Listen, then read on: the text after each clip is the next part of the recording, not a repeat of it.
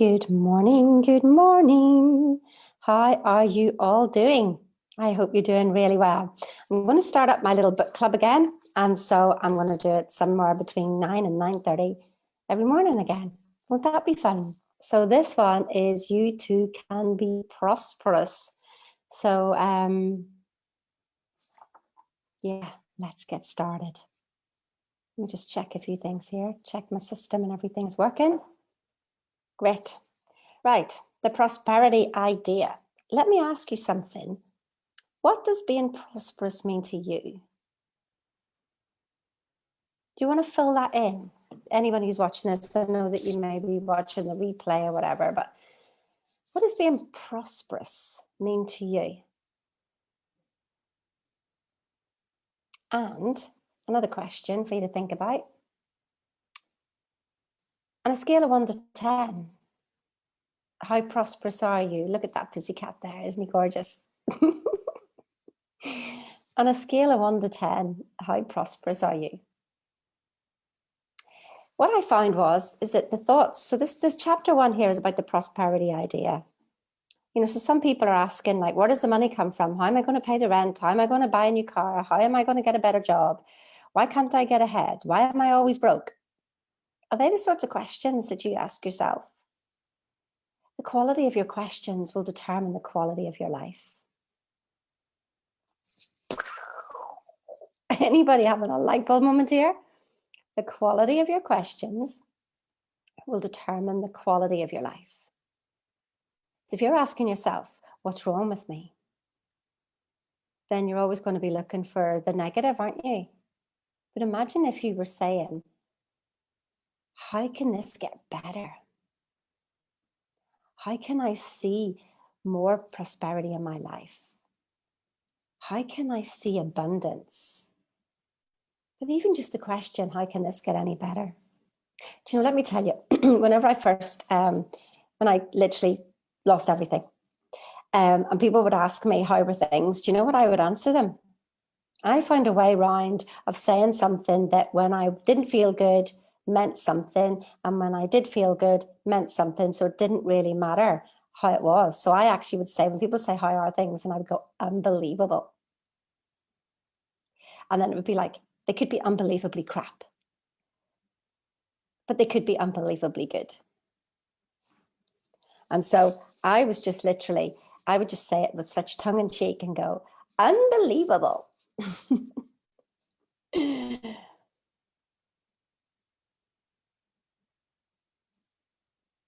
So what questions are you asking yourself? I found this book to be totally amazing. I mean, not just studying the work with Bob Proctor and shifting your paradigms. I mean, you just got to do that. That's just it. Like, don't think you're going to get away from that. If you underestimate the effect of your paradigms in your life, you're going to be working hard for the rest of your life. And I'm all about effortless effort. Your attitude is everything. Do you have a prosperity attitude, or do you have a broke attitude? Do you know what? Something that was really interesting the other day that somebody said to me. She says, I don't need material things. And I said, well, that's a bit selfish, isn't it? Yeah, it's a bit selfish. So you don't need anything, so you don't buy anything, so you don't help keep people in a job. So you will buy less in the supermarket. You won't go to the local shops and support local businesses because you don't need it. So when you just look after yourself, that's okay. And make sure your own bills are paid, and that's okay. And she says, well, I prefer to be humble. Oh, so people with money can't be humble? You mistake humble for poverty. You mistake humble for having nothing. Let me tell you, the more money that I have, the more things that I have, the more humble I have become. Because when you're stripped of everything, you learn humble. I didn't learn it straight away. Let me tell you, self-image, my ego kicked off big style. Big style. My ego had a hell of a tantrum. I'd never lived in a house like this. I've always had money. How dare you bring me to this point? Do you think that's prosperous thinking? Are you doing that right now? Are you going, why is this happening to me? This isn't fair. They've got it and I'm not good enough. Do you think that's prosperous thinking? And I laugh because that's the conversations I was having in my head, beating myself up on countless basis.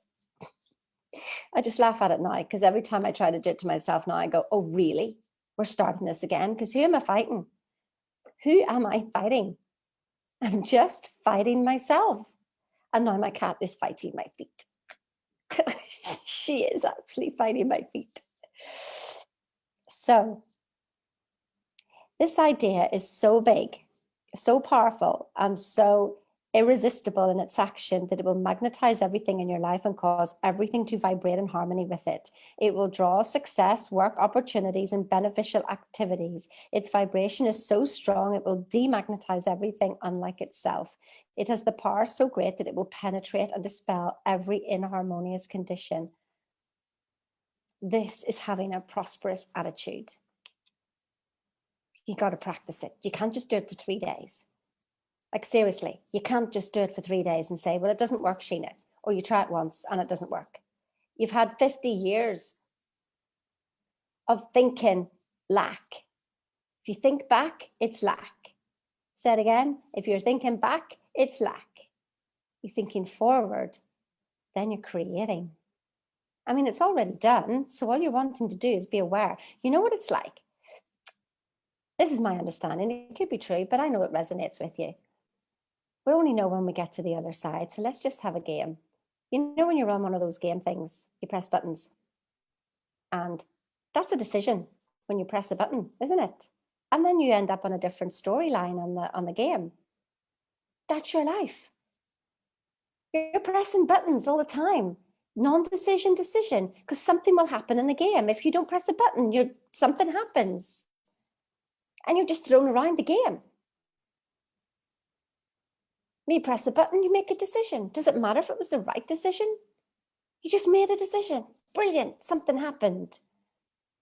It's already done. Do you have to go in and recode the game to get the next scene? I mean, how does that work? You just pressed a button. Something different happened. So he's not talking to me this morning. Unbelievable. Yes, Taffy, unbelievable. That's the thing, isn't it? So it could be unbelievably crap or unbelievably good. You decide. You decide. I am prosperity. Millions slave for this idea, and a few are supported by it. Ideas are seeds. So it's just a seed that you're planting. That's why it doesn't work immediately. Do you know what it's like? Whenever the bamboo tree that you could be watering it for 5 years and people are laughing at you going, are you still watering that? Laughing at you. And you're like, yeah, still watering that seed. And then after 5 years, pops out of the ground. Grows about 90 feet in 3 days, something like that. So drop your idea into the fertile medium of the subconscious, plant it, cultivate it with recognition, fertilize it with concentration, nourish it with faith, and activate it in your conscious. Condition your consciousness, and there is nothing you cannot have. Keep your minds off your troubles and keep them on God. And when I say God, what I mean is the ever-living presence, the presence that you are, the life that you are, the source energy, formless intelligence, whatever you want to call it, you are life itself. Seek ye first the kingdom of God means understand who you are first. It's not who you think you are that holds you back. It's who you think you're not. I had to hear that for like 18 months before I flipping well got the idea of that one. And I don't think a finite mind can never understand infinity, because I was trying to understand it. And then I realized, well, I'm never going to understand it, am I? I'm never going to understand it. What was it? Something that Job said, keep your eyes on your troubles and your troubles will grow. Keep your eyes on God and your troubles will go. Isn't that a cute one? Make prosperity your basic fundamental thought. Because what is your basic fundamental thought? Well, I know what it is, because you're just like me. It's fear. You're either running on two tracks, love or fear. And you may say to me, I'm not running on fear, Sheena. I didn't think that either. I didn't think that either. And people say that they're a Christian and that they will go around judging people, or they'll be scared of, oh God, I haven't got enough money to pay the bills. If you were really practicing, you would have no fear. All will be supplied. I mean, look, you're here now. You worried yourself here. How about allowing yourself the rest of your life? The character of your objective thought will be determined by the primary or subjective trend of your thinking.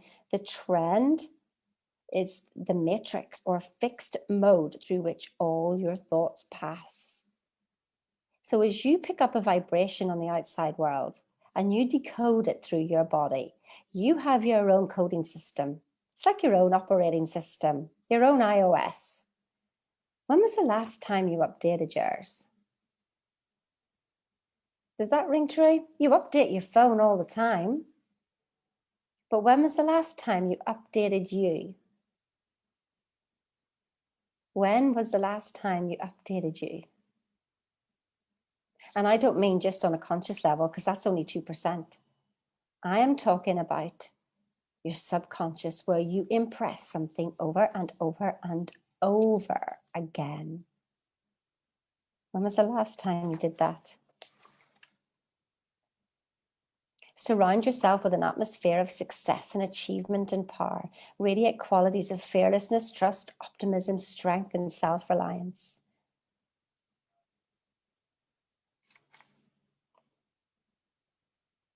Oh, this is an interesting sentence. All users of sewing machines or other delicate pieces of mechanism know that as a machine or instrument is once broken in, it will tend to run thereafter. So you've broken in your body in a certain way. It's been broken in. It has a certain pattern. You have to unlearn things. And it's amazing. I was listening to Michael Beckwith yesterday, and he was saying that 100% of your improvement is getting rid of the false ideas, the false stories. There is nothing to improve with perfection. Improvement is I am proof. Just me. There's nothing to improve, because improved, I am proof. I am proof, just the way I am. Can you think like that today? That you are abundant just as you are? How amazing would that be? So here's some things to do. Refuse to let the old habit. Refuse. If you're thinking negatively, refuse to have it. Just go, no more. Keep your thoughts changed out of the negative path and hold on to the positive. I mean, all is good anyway, but where are you focusing? Change the new thought and action with hope, power, belief, conviction. Make opportunities to travel over this often. You can't just say it once, guys, in the morning and then carry on with your rest of your day thinking something else. And the reason I know, because I did it. I would do all my affirmations in the morning. I would do things at nighttime. But in the day, I worried myself sick. Don't do it. Don't do that.